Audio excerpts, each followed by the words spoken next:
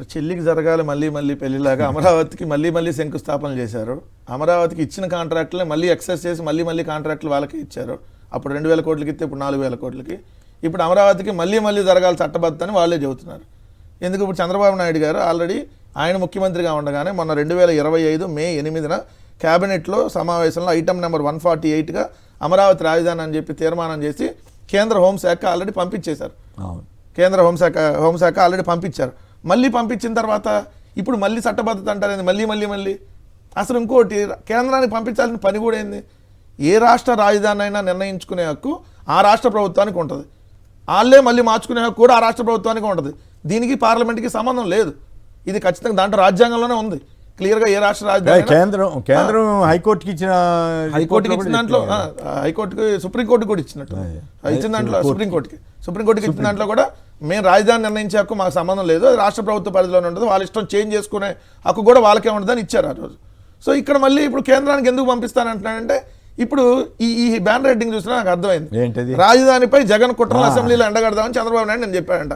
మేం కాదు కుట్రలు పండుతుంది, మీరు ప్రజల మీద రాజధాని అడ్డం పెట్టుకొని ఒక దోపిడీ చేస్తా ప్రజల మీద మీరు వండుతున్న కుట్రని ఎండగడతారనే ఉద్దేశంతో ఇప్పుడు ఇంకో డ్రామాకి తెరలేపారనేది దానికి అర్థం. ఎందుకు?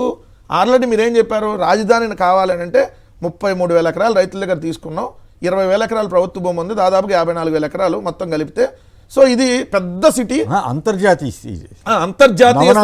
నవనగరాలు పోయినాయి. నవపోయింది, అది ఏక నగరానికి దిక్కులేదు, మరి నవనగరాలకు ఎక్కడ. కానీ ఇది ఆ ప్రపంచంలోనే అత్యంత పెద్ద రాజధాని కడుతున్నాం అన్నారు. మళ్ళీ ఇప్పుడు మొన్న మార్చి ఆయన చెప్పిన మాటనే మళ్ళీ ఆయనే తప్పు అనుకొని ఇది మున్సిపాలిటీ అయ్యిద్ది, 29 గ్రామాలు అయితే ఇది పెద్ద మున్సిపాలిటీ కావాలి, లేదా పెద్ద కార్పొరేషన్ కావాలి, పెద్ద ప్రపంచ రాజధాని కావాలంటే ఈ 29 గ్రామాల్లో తీసుకున్న 54,000 ఎకరాలు సరిపోదు. రెండో విడతలో ఇంకొక 50 గ్రామాల్లో 175,000 ఎకరాలు తీసుకోబోతున్నాం అని చెప్తున్నారు. మొత్తానికి కలిపి మాస్టర్ ప్లాన్ రూపొందిస్తున్నాం. అది కూడా సింగపూర్లో జొరాంగో ఏదో కంపెనీ.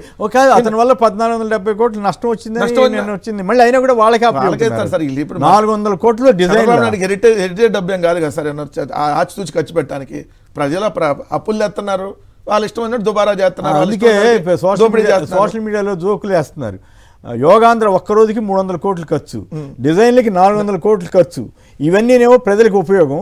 అక్కడ జగన్ గారు 250 కోట్లతోటో 230 కోట్లతోటో అన్ని బిల్డింగ్లు బ్రహ్మాండంగా కడితే అదంతా జనం డబ్బు వృధా. ఇది తమాషా ఆర్గ్యుమెంట్. జనాన్ని మీద అట్లా రుద్దుతారు వాళ్ళంతే. ఇప్పుడు ఎందుకు ఈ మళ్ళీ అసెంబ్లీలో ఈరోజు తీర్మానం పెడతామంటున్నారంటే, ఇప్పుడు రెండో విడత భూములు 50 గ్రామాల్లో 175,000 ఎకరాలు తీసుకోవాలి. అది ఈ సంవత్సరం, వచ్చే సంవత్సరం దశల వారీగా. దీనికి రైతులు ఒప్పుకోవాలంటే ఏం చేయాలి? ఇదిగోండి, అసలు అమరావతిని పార్లమెంట్ ఒప్పేసుకుంటుంది, కేంద్రం అసలు మనకి బిల్లు ఇచ్చేస్తుంది. సో అమరావతి అనేది ప్రపంచంలో టాప్. మళ్ళీ ఈ విధంగా డబ్బా కొట్టాలని చంద్రబాబు నాయుడు గారు రైతులు మోసం చేయాలంటే ఏం చేయాలి? ఇంకో కొత్త డ్రామాకి ఏదో ఒక విధంగా తెరలేపాలి. ఆ డ్రామాలో భాగమే ఇది. సరే, మీరు అన్నట్టుగా ఒక బిల్లు పాస్ అవ్వాలంటే పార్లమెంట్లో, లోక్సభలో పాస్ అయినాక రాజ్యసభకు పంపిస్తారు. రెండిట్లో పాస్ అయితేనే ఆమోదం పొందుతుంది. అట్లానే అక్కడ రాష్ట్రాలకు వచ్చేటప్పటికి ఏంటి, ముందు అసెంబ్లీలో బిల్లు పెడతారు, ఇక్కడ పాస్ అయిన తర్వాత శాసన మండలికి పంపిస్తారు. అక్కడ ఏమైనా మార్పులు చేర్పులు ఉంటే వాళ్ళు చేసి పంపించవచ్చు, లేదా డైరెక్ట్ యాక్సెప్ట్ చేయొచ్చు. This is the procedure. మరి ఇప్పుడు మీరు శాసన మండలిలో ఎందుకు పెట్టినంటున్నారు? డైరెక్ట్గా అసెంబ్లీలో ఆయన చూశారు మంత్రి ఉంటా లేదు, పెట్టచ్చు, పెడదామేమో, అప్పుడు చూద్దామేమో, ఏదైనా మాట్లాడుతున్నారు. క్యాబినెట్ ఆయన క్లారిటీ ఇచ్చి పంపించలేదు, ఇట్లా మాట్లాడండి, ఇట్లా ఆయనకి చంద్రబాబు నాయుడు తప్ప ఎవరు క్లారిటీ, లోకేష్ ఇద్దరు తప్ప ఎవరు క్లారిటీ ఉంటాడు. ఎందుకంటే వాళ్ళకి తెలుసు కదా ఏం చేస్తున్నారు, వీళ్ళకి చెప్పరు ముందే. సో ఇది చూస్తే ఇంకొకటి విచిత్రం ఏంటంటే, దోపిడీ మీద చర్చ జరగకూడదు ఇప్పుడు. ఎందుకంటే పెద్ద డిస్కషన్ అవుతుంది. కొమ్మనేని గారు, ఇదేంటి అమరావతిలో కిలోమీటర్ రోడ్డు వేయడానికి 60 కోట్లు ఒక రోజు కాంట్రాక్ట్ ఇస్తారు, ఇంకో రోడ్డుకి 80 కోట్లకి ఇస్తారు, ఇంకో రోడ్డుకి 160 కోట్లకి ఇచ్చారు మొన్న. 160 కోట్లు ఒక కిలోమీటర్ రోడ్డు వేయడానికి. అదే ఇక్కడికి వచ్చేటప్పటికి జాతీయ స్థాయి హైవేల్లో 20 నుంచి 22 కోట్లు అవుతుంటే ఎందుకంత ఈ విధంగా ఇస్తున్నారు? మనం ఈ డిజైన్లకి దీని మీద లేదు, సచివాలయానికి సంబంధించి ఆల్రెడీ పెంచి ఎక్సెస్ ఇచ్చినాయి. ఇవన్నీ చూసినప్పుడు జగన్మోహన్ రెడ్డి గారు ఒక మెడికల్ కాలేజీ బాగా ప్రజలకు కూడా తెలియాల్సినటువంటి అవసరం ఉంది. పులివెందుల మెడికల్ కాలేజ్ తీసుకున్నాం సార్. ఒక మెడికల్ కాలేజ్ నార్మల్గా 13 లక్షల చదరపు అడుగుల్లో కట్టారు. అంటే హాస్పిటల్ 8.5 లక్షల చదరపు అడుగులు, కాలేజీ 2.5 లక్షల చదరపు అడుగులు, అక్కడ హాస్టల్స్, లైబ్రరీలు, ఇవన్నీ ల్యాబ్లు అన్నీ కలిపి ఇంకొక 2 లక్షల చదరపు అడుగులు, మొత్తంగా 13 లక్షల చదరపు అడుగులకు కట్టడానికి ఆయన ఖర్చు 500 కోట్లు. అది కూడా అంతర్జాతీయ ప్రమాణాలతోనే కట్టారు మెడికల్ కాలేజ్. అంటే ఎంత పడుతుంది? 3,800 దాకా ఎంత పడుతుంది? మరి ఇక్కడ చంద్రబాబు నాయుడు గారు 20,000, 15,000, 18,000 చదరపడికి, అంటే ఇదంతా దోపిడీ అనే కదా. విద్యుత్ ఛార్జీల్లో కూడా రాయితీ ఇస్తారు. విద్యుత్ ఛార్జీలు రాయితీ లేదు సార్. కాదు, భూమి ఫ్రీ, ఇసుక ఫ్రీ, అన్ని ఫ్రీ అయ్యి కూడా అంతంత రేట్లు ఏంటో. విద్యుత్ ఛార్జీలు రాయితీ అంటే మీకు నేను విద్యుత్ ఛార్జీలు పెంచలేదని అబద్ధం ఆడతానని మాట్లాడారు, అది ఇంకోటి తప్పు. సరే, దాని మీద ఏంటప్పుడు ఒక అమరావతి గురించి ఒక చిన్నది సార్. ఈ రోజు ఆంధ్రజ్యోతి జిల్లా పేపర్ చూస్తే అంతులేని ఆలస్యం అట. నిజంగా మనం సిగ్గుతో తలదించుకోవాలి సార్. ఇది ప్రపంచ స్థాయి రాజధాని. చంద్రబాబు నాయుడు గారు మీరు అక్కడ 5 ఏళ్ళు పరిపాలించారు, ఇప్పుడు మరో 2 ఏళ్ళు మీరే ఇక్కడ ఉన్నారు, ఇప్పుడు కంటిన్యూ మీరే చేస్తున్నారు. అక్కడేమో వేల కోట్ల రూపాయల కాంట్రాక్ట్లు ఇచ్చారు, కానీ అంబులెన్స్ రాదంట, ఫైర్ స్టేషన్ లేదంట. అమరావతికి ఫైర్ ఇంజిన్ రావాలంటే గంట పడుతుందంట, గంట. ఇక్కడ చూడండి, మొన్న జరిగిన ఉద్దండరాయని పాలనలో 50 నిమిషాల తర్వాత కానీ ఫైర్ ఇంజిన్ రాలేదంట. ఇక్కడేమో ఆల్రెడీ గంట తర్వాత కానీ వచ్చిందంట. నిన్న జరిగినటువంటి కుట్రని చెప్పి ప్రచారం ఏమన్నా కుట్రని, అసలు సకాలంలో వస్తే అంత ఆస్తి నష్టం జరగదు కదా. కాదు, చీఫ్ మినిస్టర్ గారు అట్లా ప్రధాని కుట్ర అని ప్రచారం. మొన్న రామ్నాథ్ గారి వీడియో చూస్తే ఈ 2 ఏళ్లలో 25-30 సార్లు కుట్ర, ఇది కుట్ర, అది కుట్ర అని చెప్పి. ఇప్పుడు నిన్నబడి ఇది కుట్ర అన్నారు సార్. ఏది తగలబడితే ఆడెవడో సెక్యూరిటీ వాడు ఆ సూపర్వైజర్కి పడక వాళ్ళకి మధ్య పంచాయతీలో సూపర్వైజర్ నిరికిద్దామని సెక్యూరిటీ వాడు ఏదో తగలబెట్టిన దానికి కుట్ర అన్నారు. ఈ రెండోది ఏంటంటే చూడండి సార్, మొన్న అసెంబ్లీ సమావేశాల్లో విజయవాడకు చెందిన వ్యక్తి ద్విచక్ర వాహనంపై అమరావతి ఆలయంలో దైవ దర్శనానికి వెళ్తుండగా వెంకటాయపాలెం వద్ద వెంకటేశ్వర స్వామి ఆలయం వద్ద వచ్చేందుకు రోడ్డు ప్రమాదం జరిగితే రెండు 2 వీలర్స్ గుద్దుకొని 108కి ఫోన్ చేస్తే అరగంట తర్వాత వచ్చిందంట. ఈ లోపు అతను చనిపోయాడు. ఇలాంటి సంఘటనలు అనేకం జరుగుతున్నాయి అమరావతిలో. సాక్షాత్తు ఎమ్మెల్యే చెప్తాడు ఇక్కడ రోడ్లు బాగాలేదని. శ్రవణ్, ఇక్కడ అంతర్జాతీయ రాజధాని, ఇప్పటికే 50,000 కోట్లు అప్పు తెచ్చాం, కానీ రోడ్లు లేవు. హైదరాబాద్ మించిపోద్దని కూడా చెబుతున్నారుగా. అది ఏది రోడ్లు లేకుండా రోడ్లు లేవు, అంబులెన్స్ రాదు, ఫైర్ ఇంజిన్ లేదు. ఇది ఎట్ట అమరావతి అంతర్జాతీయ స్థాయి రాజధాని? ఏమంటే 50,000 కోట్లు అప్పు తెచ్చారు ఇప్పుడు వరకు. ఒక ఫైర్ స్టేషన్ పెట్టడం ఇప్పుడు వరకు చేతకాల. ఎన్నాళ్ళు పెడతారు సార్ ఫైర్ స్టేషను? అంబులెన్సులు రాజధాని ప్రాంతంలో అంబులెన్సులు అందుబాటులో ఉండొద్దా? మరి ఎందుకు లేవు? అరగంట తర్వాత వచ్చేది అంబులెన్సులు. సకాలంలో 10 నిమిషాల్లో వస్తే ప్రాణాలు కాపాడుకునే వాళ్ళు కదా. మరి ఇవన్నీ పట్టించుకోకుండా ముందు వాళ్ళు కుట్రమన్నారు, వీళ్ళు కుట్రమన్నారు, అంతర్జాతీయ స్థాయి రాజధాని చేస్తాము. అంతర్జాతీయ స్థాయి కాదు, ముందు నార్మల్గా దాన్ని చేయమని. రైతులు ఎట్లా స్పందిస్తారు? 175,000 ఎకరాలు తీసుకుంటుంటే వాళ్ళందరికీ ఇప్పుడు వడ్డే శోభనాశ్వర వీళ్ళంతా వ్యతిరేకిస్తారు. ఇప్పుడైతే రైతులు ఇవ్వడానికి సుముఖంగా లేరనేది మొన్న రైతు రామారావు మరణం అప్పుడే మనం చూసాం. సో రైతులు కూడా బయటకు వచ్చి మేము ముందు మొదటి దశలకే దిక్కు దివాన్ లేకపోతే మా దగ్గర తీసుకుని ఏం చేస్తారు అంటున్నారు. రెండో దశ ఎందుకు తీసుకున్నారు? మొదటి దశలు నిలదీస్తున్నారు. ముందు మాకేం చూపించకుండా మీరేమన్నారు, ఇంతవరకే రాజధాని అన్నారు, ఇప్పుడు ఆడుకో తీసుకెళ్ళి మొత్తం అంటే మరి మా పరిస్థితి ఏందని వాళ్ళు అంటున్నారు. అప్పుడు రేట్లు తగ్గిపోతాయి. అసలు రాజధాని అంటే ఏమిటి? ఒక డెఫినేషన్ ఉండదా? రాజధాని అంటే ఏమేమి ఉండాలి? రాజధాని అంటే ఎక్కడ నుంచి ముఖ్యమంత్రి పరిపాలిస్తే అదే రాజధాని. దాంట్లో ఏముండాలి? అసెంబ్లీ, సచివాలయం, మీరు అన్నట్టుగా హైకోర్టు, గవర్నర్ గారి బంగ్లా, లేదంటే మీరు అన్నట్టుగా మంత్రులు సంబంధించినటువంటి క్వార్టర్స్, ఎమ్మెల్యే క్వార్టర్స్, ఇవి మిగిలిన హెచ్ఓడి కార్యాలయాలు. ఈ హెచ్ఓడి అన్ని ఎక్కడైనా మార్చుకోవచ్చు, అంటే కొన్ని రాజధానిలోనే ఉండాలి దగ్గరలోనే. ఈ కాకుండా కొత్తగా ఏముంది ఇప్పుడు చంద్రబాబు నాయుడు గారు కట్టేది? దీనికి ఏదో ఇంకో 175,000 ఎకరాలు తీసుకుంటా అంటుంది. రెండోది దీనికి సంబంధించి అప్పులకు సంబంధించి నిన్న చూస్తే అప్పులేమో విపరీతంగా అప్పులు చేస్తున్నటువంటి పరిస్థితి. నిన్న మంగళవారం వస్తే అప్పుల వారం చేశారు, మళ్ళీ 3,400 కోట్ల అప్పు. దీంతో చూస్తే మొత్తం ఎంత అయింది? 22 నెలల కాలంలో 3,40,620 కోట్లు అప్పు అయింది.